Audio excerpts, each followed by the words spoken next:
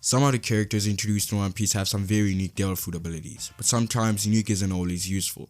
Now, Devil Fruits permanently grant their users powers in exchange for their ability to swim. Now, this becomes a problem when you're stuck with a crappy Devil Fruit. I mean, you can no longer swim in your entire life. At least have it be a decent Devil Fruit. Now, here are the 5 worst Devil Fruits in the series. At number 5 is the Kyo-Kyo-No-Mi. If you don't remember this one, it was used by Miss Valentine. Introduced in Risky Peak, the Kyo-Kyo-No-Mi is a Paramecia type Devil Fruit.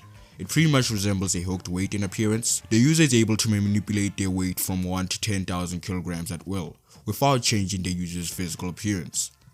Now, in the series, 10 pounds is pretty light.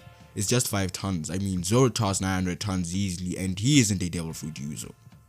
The Kyo-Kyo-No-Mi is also easy to counter, as the user's attacks are extremely slow.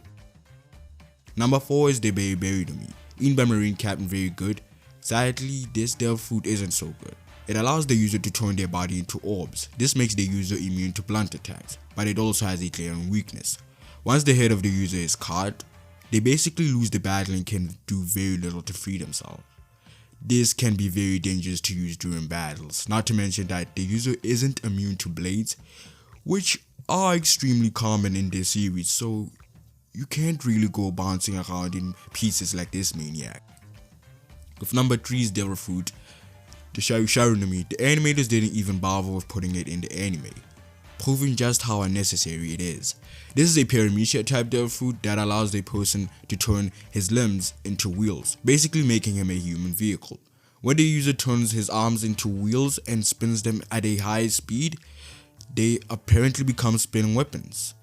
Now, unless you're traveling, I can't see any other reason for using this, cause it's pretty bad when it comes to combat. I mean, Franky dealt with it rather easily during the Enies Lobby arc, as expected of anyone who is a capable fighter in One Piece. At number 2 is the Hito-Hito-No-Mi. It gives the user human abilities. And that's pretty much it.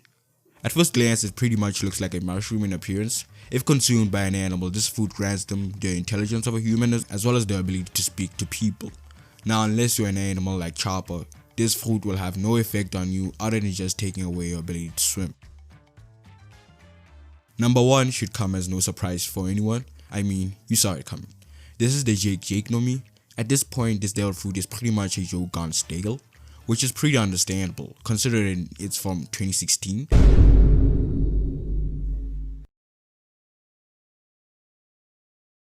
No one really wants to talk about it anymore. I mean, I wouldn't personally talk about it, but I had to finish the video, so here I am. Now, the fruit allows the user to turn into a jacket bodysuit, and that's pretty much it.